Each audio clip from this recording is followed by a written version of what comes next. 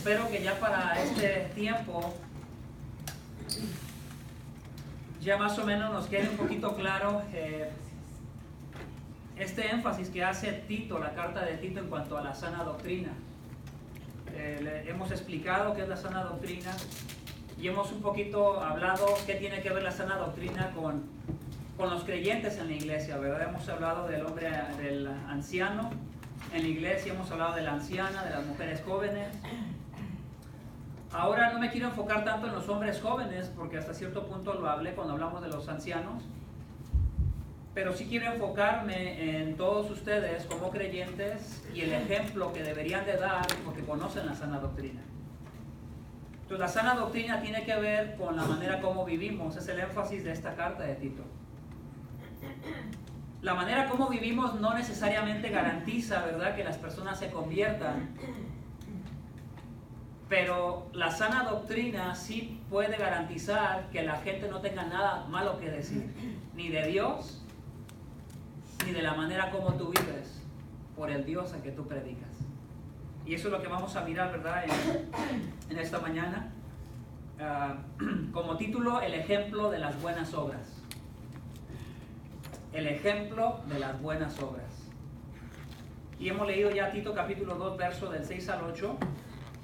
Quiero comenzar leyéndote algo que el doctor Peter Carl escribió. Él es una persona que escribió un artículo, ya tiene muchos años este artículo, pero me llamó la atención porque él hablaba acerca del hombre y él decía que el hombre realmente necesita otro hombre con quien hablar para reforzar su hombría. Él explica que todos los hombres necesitamos un modelo de hombre para saber cómo comportarnos como hombres maduros. Y dice que no solamente nos ayuda a reforzar nuestra hombría, pero también nos ayuda a ser un mejor esposo. Cuando los hombres tenemos otro hombre con quien podemos platicar, o otro hombre que nos puede ser ejemplo. Ahora, cuando nosotros los hombres no tenemos esta clase de ejemplo o esta clase de amigo, los hombres estamos en riesgo de entregarnos a una relación de madre-hijo con nuestra esposa. Lo quiero explicar rápidamente. Lo que él dice es que cuando nosotros como hombres no tenemos el buen ejemplo de otro hombre más maduro que nosotros y no tenemos una relación con esta persona para que nos pueda influenciar, tenemos el riesgo de vivir con nuestra esposa como una persona adulta, pero como un hijo que necesita una mamá. Y espero que me di a explicar.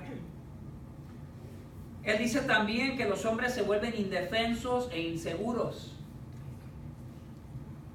exponiéndonos a regresar al clásico comportamiento de un niño grande que espera ser guiado por su madre. Los hombres tienen pocos modelos a quien imitar. Fueron porciones cortas entre muchas cosas que él dijo, pero eso me llamó mucho la atención porque comencé a pensar un poquito en mi pasado y en cómo crecí como joven y en la influencia que pudo haber tenido mi papá sobre de mí, pero también pensé en la influencia que yo tengo como hombre hacia mis hijos, hacia algunos de ustedes. Me puse a pensar en la influencia que tú tienes sobre tus hijos como hombre, en la influencia buena o mala que tú has sido para tus hijos. Pero esto me hizo pensar demasiado porque reconocí que es cierto. Cuando nosotros los hombres tenemos poca influencia de otro hombre maduro en nuestras vidas que nos pueda ayudar, tendemos a caer, ¿verdad?, en esa actitud equivocada de comportarnos como niños grandotes que necesitan que una mamá los guíe. Y a veces no entienden que necesitan ser ejemplos para sus esposas. Y más bien comienzan a ser más dependientes de su esposa como si fuera la figura de una mamá, es lo que le enseña. Y con estas palabras, ¿verdad?, de este doctor, bueno, quiero ir a la palabra de Dios. Quiero enseñarte 3 cosas que están ahí en el texto. La primera es lo que Pablo le dice al joven pastor Tito. La primera cosa es que exhorte a los hombres a ser prudentes. Le hemos repetido bastante. Te he definido lo que significa. El ser prudente es una persona con una mente que ha sido salvada, o sea, una mente que piensa diferente, una mente que ya no piensa igual. Esa es una persona prudente. Y quisiera llevarte algunos ejemplos en la Biblia que nos ayuden a entender cómo es esa persona prudente. Acompáñame a Gálatas capítulo 2. Quiero leer el verso 5 y el verso 14.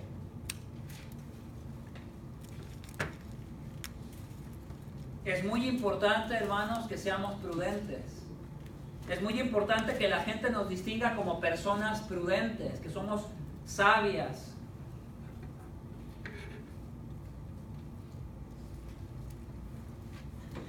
A los hombres jóvenes no son a los únicos que se les pide que sean prudentes, sino a todos los creyentes se les pide que sean prudentes. Gálatas 2:5 dice Pablo, a los cuales ni por un momento accedimos para no someternos a fin de que la verdad del Evangelio permanezca con vosotros. Había un pequeño problema ahí en Galacia, y el problema era que muchos creyentes, particularmente con trasfondo judío, se estaban volviendo atrás de la fe. Y entonces en el capítulo 3 tú miras cómo Pablo les dice, ¿verdad? Tan tontos son, habiendo comenzado por el Espíritu, van a acabar por las obras. Entonces muchos de ellos estaban comenzando a abrazar cosas como la circuncisión, como algo necesario para la salvación. Estaban agregando cosas necesarias para ser salvos. Entonces lo que Pablo está haciendo es contrarrestando eso. Que no hay ninguna otra cosa necesaria para la salvación, sino solamente la fe en Cristo, por lo que Él ha hecho por nosotros en la cruz. Entonces, Él es un excelente ejemplo de alguien prudente, porque lo que Él está diciendo es que Él no accedió a someterse a ningún tipo de regla como necesaria para la salvación, excepto lo que decía la Biblia. Y hay una porción ahí en Gálatas 2 donde Él dice que ni siquiera a Tito se le obligó a circuncidarse, porque Tito era un hombre gentil. Entonces, en pocas palabras, Él menciona aquí la palabra la verdad del Evangelio. Entre más la verdad del Evangelio se forma en nuestra mente y corazón, somos personas más prudentes. Vamos a poder tener mejor una regla de medir para que cuando se presenten situaciones contrarias al Evangelio, vamos a poder decir esto no, esto sí. Esto lo obedezco, esto no lo obedezco, porque esto es una carga para el Evangelio. Esto no enseña la Biblia. Entonces, también leamos Gálatas 2:14. Pero cuando vi que no andaban con rectitud en cuanto a la verdad del Evangelio, dije a Pedro delante de todos. Ahí me voy a detener porque no quiero meterme demasiado a Gálatas. Otra vez Pablo, su regla de medir es el Evangelio, es una persona prudente. Él está diciendo que estaba pasando algo entre los creyentes que no estaba recto de acuerdo a la verdad del Evangelio. Entonces, en pocas palabras, una persona prudente, como ya lo hemos mencionado en muchas ocasiones, no me voy a meter demasiado a esta palabra prudencia, quiero dedicar más tiempo al segundo punto. El ser prudente es una persona que cada día más el Evangelio está siendo parte de sus pensamientos y de su corazón. Que cuando vive alguna circunstancia en necesidad de practicar algo, se mueve a practicarlo. O cuando hay necesidad de rechazar algo que es contrario al Evangelio, también está pronto para rechazar lo que es contrario al Evangelio. Esa es una persona prudente. Y para que nosotros cada día podamos ser más prudentes, pues necesitamos más doctrina bíblica en nuestra mente y en nuestro corazón. Si no hay doctrina bíblica, tampoco habrá prudencia, hermanos. Se necesita la doctrina bíblica. Y lo hemos visto durante mucho tiempo. Mi punto número 1 fue que Tito exhorta, Pablo le pide a Tito que exhorte a los hombres jóvenes a ser prudentes, como a toda la iglesia también. Mi punto número 2 es que Tito se debe presentar como ejemplo de buenas obras. Ahí está, si vamos al verso 7, le dice, muéstrate en todo como ejemplo de buenas obras. Estoy leyendo Tito capítulo 2 y verso 7. Pero lo que es interesante aquí es, tratar un poquito de entender lo que son las buenas obras primero. Quiero poner una base muy rápida para que entendamos lo que son buenas obras, porque creo que el mundo en el que vivimos confunde las buenas obras. Y quiero ayudarte o darte una base para que tú entiendas lo que son las verdaderas buenas obras. Porque cualquier persona, aún personas que no creen en Dios, hacen buenas obras, ¿sí o no? ¿Tú has visto mucha gente que hace buenas obras? Tú a veces puedes ver a otra persona, a tu vecino, a tu familiar, que hace muchas buenas obras y tal vez hasta te motive o te rete a ti a que tú debas de hacer más obras. Entonces, ¿cuál es esta base de las buenas obras para que entendamos lo que son las buenas obras? Bueno,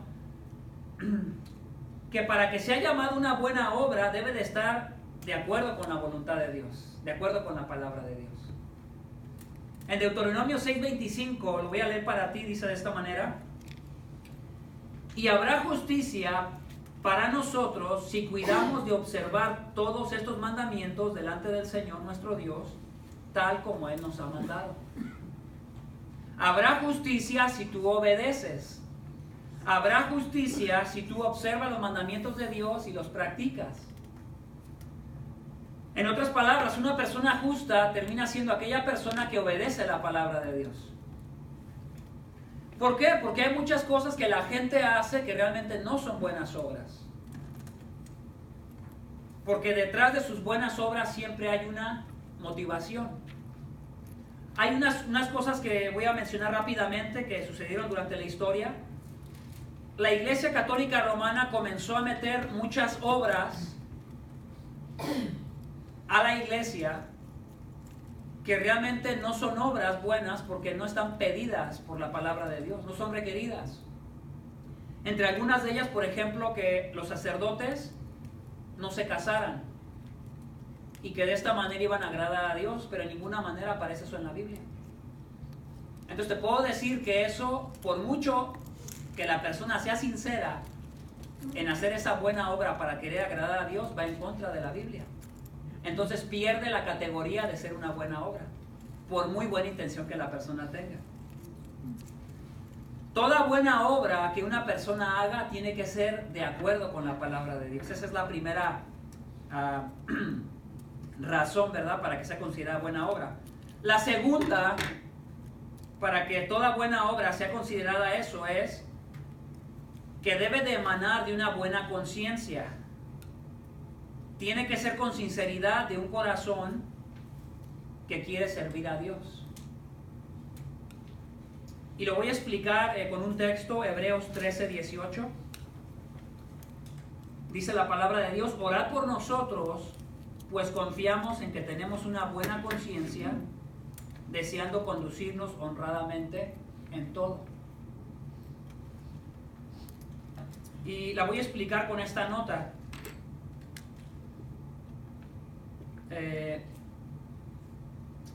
Nosotros somos capaces de hacer buenas obras solo hasta el punto en que sean iluminadas nuestras conciencias por la verdad de Dios y no meramente por la sinceridad con la que escuchamos la voz de nuestra conciencia.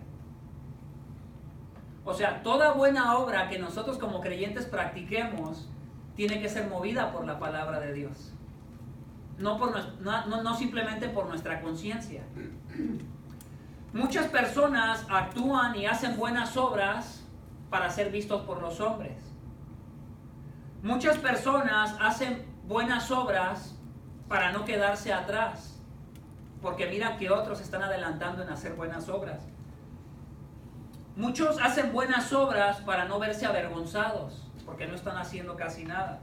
Entonces muchas personas hacen muchas buenas obras, pero siempre detrás de sus buenas obras hay una motivación. Siempre, créeme, siempre. Solo que la mayoría de las personas no se detienen a pensar qué los está moviendo a actuar. Entonces, tus buenas obras, hermano y hermana, para que sean realmente consideradas buenas obras, necesitan estar siendo movidas por lo que dice la palabra de Dios. El Espíritu Santo necesita estarte convenciendo con alguna parte de la Escritura y estarla trayendo a tu mente y a tu corazón para moverte a obedecerla.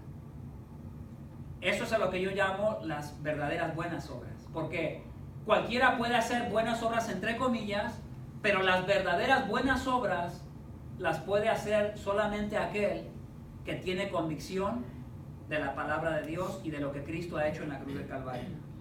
Entonces, en mi segundo punto, Tito debe de ser ejemplo de buenas obras para los demás hombres. Tito debe de ser ese rol, ese modelo para los demás hombres. Bueno, ¿qué es ser ejemplo? Viene de una palabra muy rara, tupos, y hace referencia a las marcas visibles hechas por un instrumento como la pluma, la espada o el martillo. Piensa un poquito en eso rápidamente. Cuando tú escribes, las cosas, ¿verdad?, se quedan marcadas. Entre mejor tú imprimas lo que estás escribiendo, mayor durará esa impresión. Tú puedes escribir con tinta y hay veces cuando tú escribes con tinta se va desvaneciendo. La tinta se desvanece más fácil que, por ejemplo, cuando tú haces una marca como con un martillo o un cincel. Se han encontrado, por ejemplo, escrituras de hace casi 5,000 años que han perdurado porque se han mantenido escritas en piedra. Pero muchos escritos que se escribieron, por ejemplo, en algún tipo de papel, cuando se comenzó a inventar el papel, tenían que volverlas a escribir y a escribir y a escribir porque ese papel se iba deshaciendo. Y lo que se había escrito en esos papeles se iba perdiendo. Entonces, la idea de ser ejemplo es esta idea de marcar una impresión en las demás personas. Marcarlo de tal manera que a esta persona no se le olvida. Eso es ser ejemplo. Entonces, tenemos algunos ejemplos. Por ejemplo, 1 Corintios capítulo 10, verso 6. Se está narrando una historia de lo que le pasó al pueblo de Israel y dice: estas cosas sucedieron como ejemplo para nosotros, a fin de que no codiciemos lo malo como ellos lo codiciaron. Nosotros podemos meter, ahí donde dice la palabra ejemplo, le podemos poner también: estas cosas sucedieron como marcas para nosotros. O también le podemos poner: estas cosas sucedieron como impresiones para nosotros. Como marcas visibles, a fin de que no codiciemos lo malo como ellos codiciaron. Cada que tú encuentras la palabra ejemplo en la Biblia, te hace énfasis a esas marcas que perduran, o a esas marcas que deben de perdurar para producir un efecto en las personas que nos observan. Entonces, el ser ejemplo, según las Escrituras, es dejar marca en las personas que nos rodean por las buenas obras que nosotros realizamos. Por eso te decía al principio de la importancia que nosotros como hombres, seamos hombres jóvenes o hombres ancianos, estamos en necesidad de un ejemplo de otro hombre. Y ahora quiero relacionar el punto número 2 de ser ejemplos de buenas obras con las 3 cosas que Tito menciona. Acompáñame ahí al verso 7 y pongamos atención. Mira, dice: muéstrate en todo como ejemplo de buenas obras, pero lo dice con 3 cosas, ¿verdad? Dice: muéstrate como ejemplo de buenas obras con pureza de doctrina, con dignidad y con palabra sana y irreprochable. O sea que las buenas obras que nosotros hacemos van en relación con estas 3 cosas. La misma palabra que dice con, ahí la está uniendo. Y esto nos va a ayudar a reforzar la idea de la necesidad que tenemos de hacer buenas obras y ser ejemplo para otros. Vamos a ver ahí la primera, que habla acerca de pureza de doctrina. Bueno, ¿qué significa hacer buenas obras con pureza de doctrina? Bueno, hacer buenas obras con pureza de doctrina es sin corrupción en la enseñanza. Cuando nuestra enseñanza está corrompida, nuestras buenas obras también estarán corrompidas, ¿sí? Quiero mostrarte algunos ejemplos muy claros en la Biblia y está por... Si yo me dedicara a tratar de leerte todos los ejemplos de buenas obras que aparecen en la Biblia conectados con la doctrina, no acabaríamos, créeme, no acabaríamos. Son demasiados. Posiblemente encontraríamos todas las doctrinas motivando cada una de las obras que nosotros hacemos. Ok, veamos los ejemplos para que se aclare un poquito para nosotros. Te voy a pedir que todos vayamos a nuestra Biblia y abramos Filipenses capítulo 2, verso 3 al 8.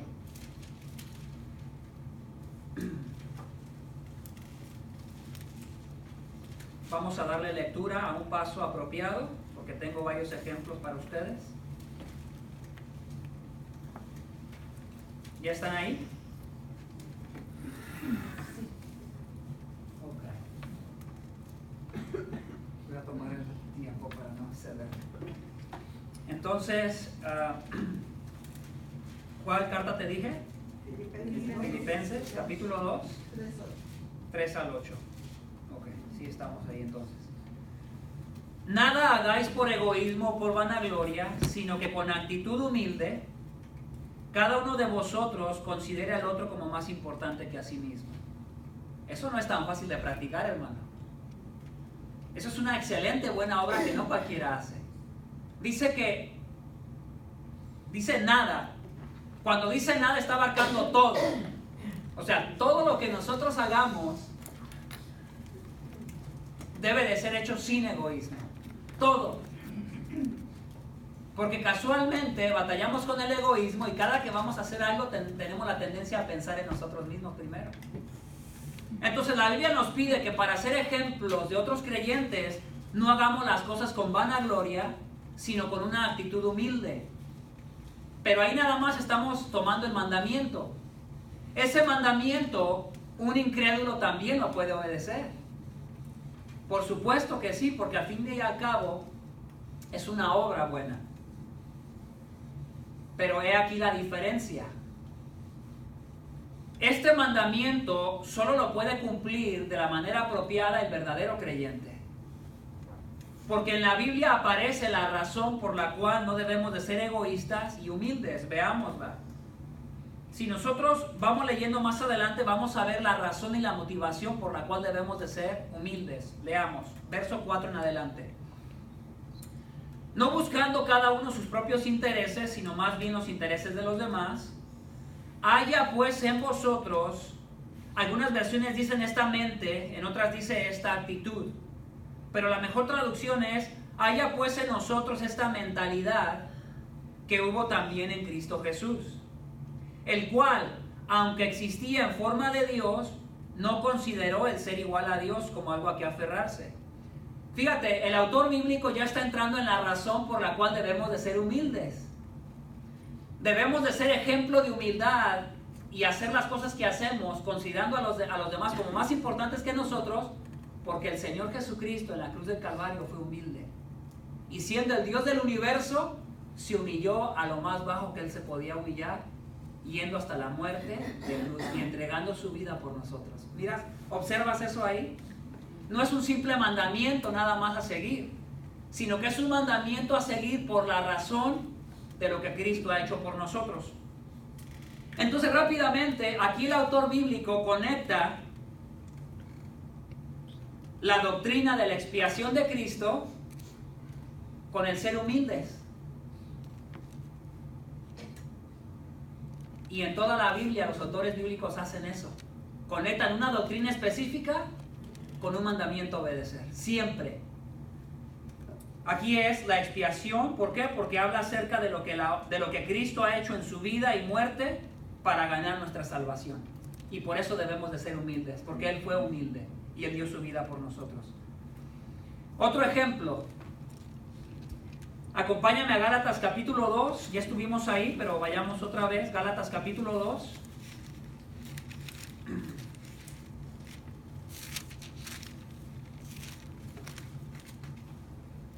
Verso 16. Recuerda que aquí en esta carta se les estaba imponiendo a muchos creyentes el comenzar otra vez a practicar cosas que los judíos practicaban y que creían como necesarias para la salvación. Pero ¿qué dijo Pablo? No vamos a exceder a someternos a esas cosas que no son necesarias para la salvación. Pero Pablo conecta el que no obedezcamos esas cosas en relación a otra doctrina. Y está en el verso 16, dice: sin embargo, sabiendo que el hombre no es justificado por las obras de la ley, sino mediante la fe en Cristo Jesús, también nosotros hemos creído en Cristo Jesús para que seamos justificados por la fe en Cristo y no por las obras de la ley. Otra vez aquí en la carta el autor bíblico está haciendo una conexión entre la doctrina bíblica y las obras que hacemos como creyentes, que dan buen ejemplo. Y particularmente aquí yo te voy a pedir que tú me ayudes. ¿Cuál es la doctrina que él utiliza aquí? En el verso 16. La justificación. La de la salvación, pero específicamente ¿cuál?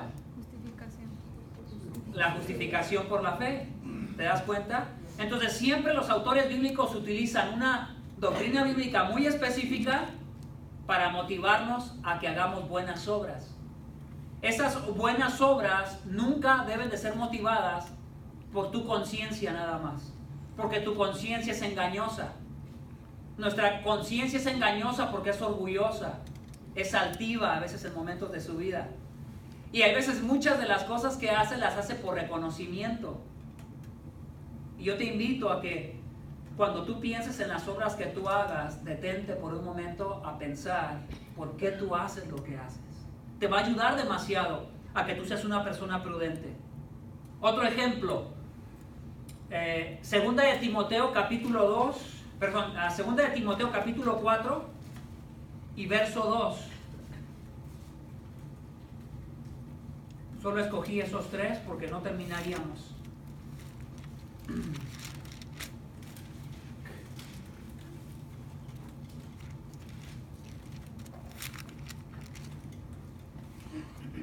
Pablo le dice a Timoteo: predica la palabra, insiste a tiempo y fuera de tiempo, redarguye, reprende, exhorta con mucha paciencia e instrucción.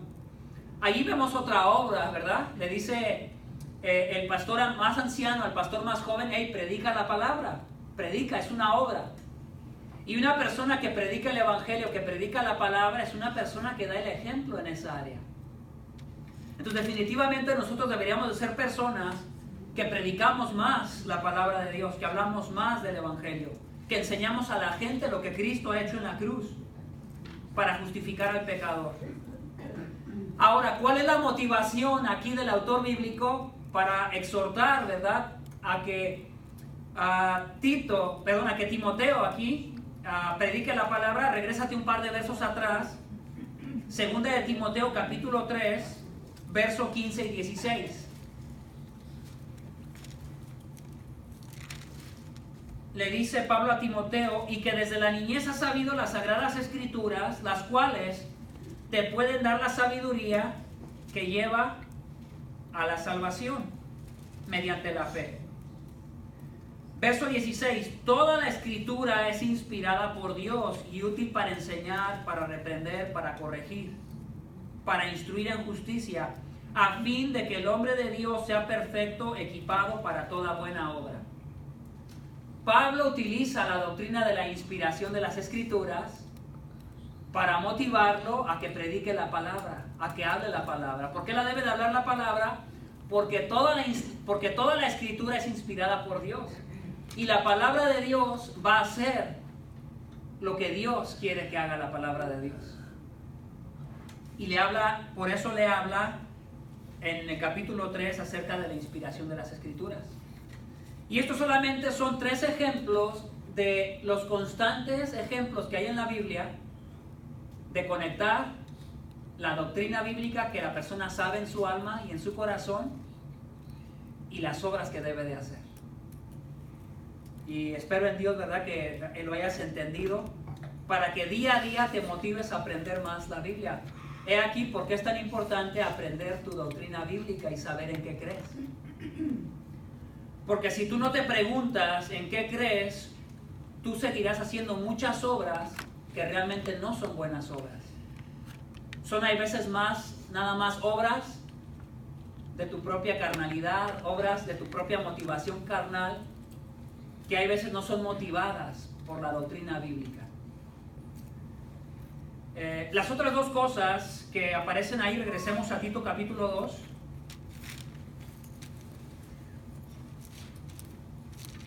La carta a Tito conecta las buenas obras con pureza de doctrina, ya le expliqué un poquito. pero también menciona con dignidad. Cuando hablamos de dignidad, hablamos de decencia moral. Y una manera fácil de explicarla es la conducta de una persona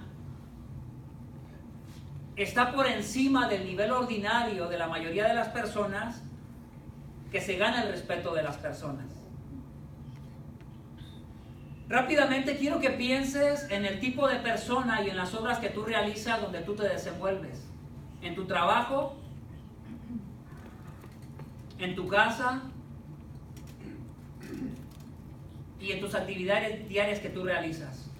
Las personas que te conocen te respetan por el tipo de obras que tú haces. O las personas simplemente te miran como cualquier otra persona que hace obras regulares como todas las demás personas. Porque cuando hablamos de dignidad, hablamos de algo que está a un nivel más alto que lo ordinario. Una persona digna es una persona que se le respeta no por sus muchas palabras, sino por las actitudes que toma en los momentos difíciles, que parecen ser pocos los que toman ese tipo de actitud. Entonces el autor bíblico conecta el ser ejemplo de buenas obras. Estas buenas obras deben de ser de tal manera que nos ganemos el respeto de las personas. Algunos ejemplos rápidos que nos ayudan a entenderlo. Por ejemplo, regresa a 1 de Timoteo 2.2. Ahí está cerquitas de Tito. 1 de Timoteo 2.2.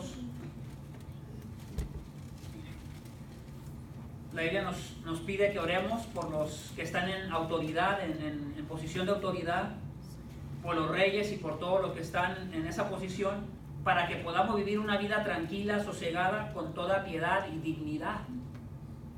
O sea, una vida que inspira respeto, porque la mayoría de la gente no inspira ese respeto. Primera de Timoteo 3.4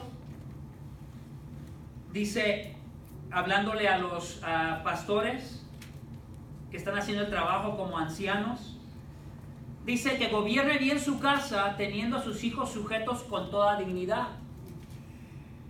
O sea que el pastor, de la manera como gobierna su casa y disciplina a sus hijos para que le obedezcan, que cuando la persona mire cómo disciplina a sus hijos, se gane el respeto de las personas por la manera como lo hace. Entonces, cuando hablamos acerca de dignidad, hablamos acerca de eso, del respeto que generamos por las obras que nosotros hacemos. Y la otra cosa que conecta las buenas obras, regresemos a Tito, capítulo 2, está en el verso 8.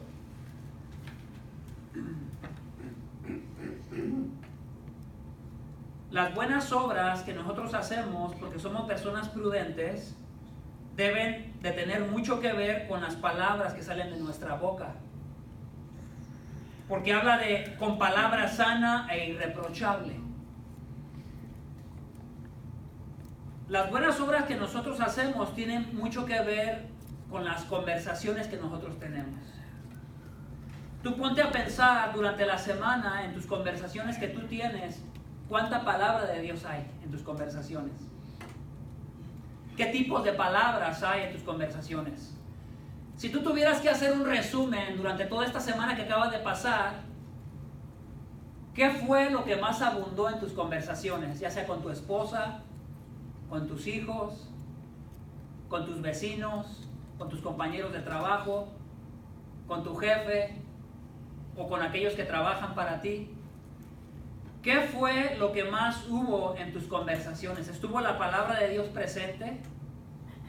¿Está la palabra de Dios viniéndose a tu mente y moviéndote a querer hablar la palabra de Dios? Porque, hermano, hay veces no es tan natural, ¿verdad?, que nos salga la palabra de Dios. Hay veces nos tenemos que forzar a hablar de la palabra de Dios para que esté en nuestras conversaciones. Hay veces parece algo, déjame decirlo de esta manera, un poco fastidioso, aunque no lo es. Pero hay veces la doctrina bíblica nos puede parecer un poco fastidiosa porque a veces es complicada. Lo hemos hablado por tiempo atrás, ¿verdad? Que son muchas doctrinas y Dios nos pide que nos animemos a saberlas, a aprenderlas cada día mejor. Porque a veces pareciera no tener sentido, pero déjame decirte, sí lo tienen. Porque la Biblia dice que sí lo tienen. Vemos a los apóstoles, a los discípulos, utilizándola, trayéndola a sus conversaciones antes de actuar en una situación determinada. Acuérdate de la actitud que tomó Pablo con Pedro cuando lo reprendió enfrente de todos. ¿Lo recuerdan en Gálatas? Lo hemos hablado tiempo atrás, meses atrás. Pablo reprende a Pedro y hasta cierto punto Pedro es avergonzado públicamente ante los demás hermanos. Pero la razón por la cual Pablo actuó haciendo lo que él hizo fue porque en el momento que él mira cómo se está comportando Pedro, contradecía la doctrina bíblica de la justificación por la fe. Pedro se estaba comportando dándole honor y respeto a los que creían que se deberían de circuncidar, pero en el momento se comportaba como los gentiles, que no era tan importante, ¿verdad?, judaizarse para la salvación. Y por eso Pablo lo detiene, porque a su alma viene esa doctrina y le recuerda lo que realmente es necesario para la salvación, y por eso él toma el ánimo y el valor para reprender a su hermano, por muy difícil que fuera. Lo que vino al alma y a los pensamientos y al corazón de este hombre fue la doctrina bíblica. Ninguna otra cosa vino a él, porque si otra cosa hubiese venido a él para corregir a su hermano, hubiese sido simplemente conciencia moral humana. Tal vez él pudiese haber dicho: es que yo he dado mejor ejemplo que Pedro, por eso lo voy a disciplinar. Pero esa no era la razón por la cual lo debía de disciplinar. La razón era que Pedro estaba enseñando algo contrario a la palabra de Dios con las actitudes que él estaba haciendo. Y eso me da convicción para decirte que la doctrina bíblica, hermanos, es muy importante. Y por lo menos las doctrinas que hemos visto hasta ahora, hemos visto las doctrinas de la salvación. Te invito a que estén presentes en tu vida, que estén muy presentes en tu vida, mayormente y principalmente la de la justificación por la fe. Porque si Cristo te ha justificado y te ha salvado, siendo tú un pecador que no merecías, ¿a qué tú no debes de estar dispuesto a hacer por lo que Él ha hecho por ti? Tú debes de estar dispuesto a hacer demasiadas cosas por lo que Él ha hecho por ti. Porque todo lo que tú tienes, la salvación, la fe que tú tienes, todo lo has recibido de Dios. Y por nada de lo que tú tienes mereces algún mérito. Y esa es una grande motivación para que seamos hombres y mujeres que damos buen ejemplo. Y termino con la tercera cosa que menciona ahí el texto bíblico. La primera fue que los hombres jóvenes deben de ser prudentes. La segunda, que Tito se debe de presentar como ejemplo de buenas obras en relación a las tres cosas que les mencioné. Y la tercera cosa está ahí en Tito capítulo 2.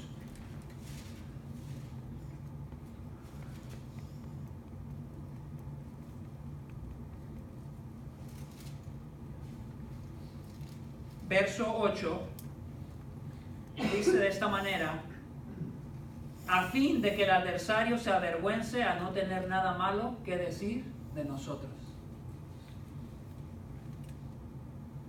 Entonces el propósito de nuestras buenas obras y de nuestro buen ejemplo es que el adversario se avergüence a no tener nada malo que decir de nosotros. El adversario aquí no es Satanás, se los he dicho antes. El adversario aquí es todas las personas que niegan a Dios, todas las personas que contradicen la verdad de Dios y que están en contra de lo que Dios enseña. Mayormente las personas que dicen que creen en Dios y que dan un testimonio terrible para el Evangelio, como era el caso de la isla de Creta, ¿verdad? Personas que posiblemente tenían a Dios en la boca, pero que su comportamiento era un comportamiento muy deplorable. Y por eso el apóstol Pablo hace el énfasis a que sean los hombres maduros buen ejemplo para los hombres jóvenes, para que aquellos hombres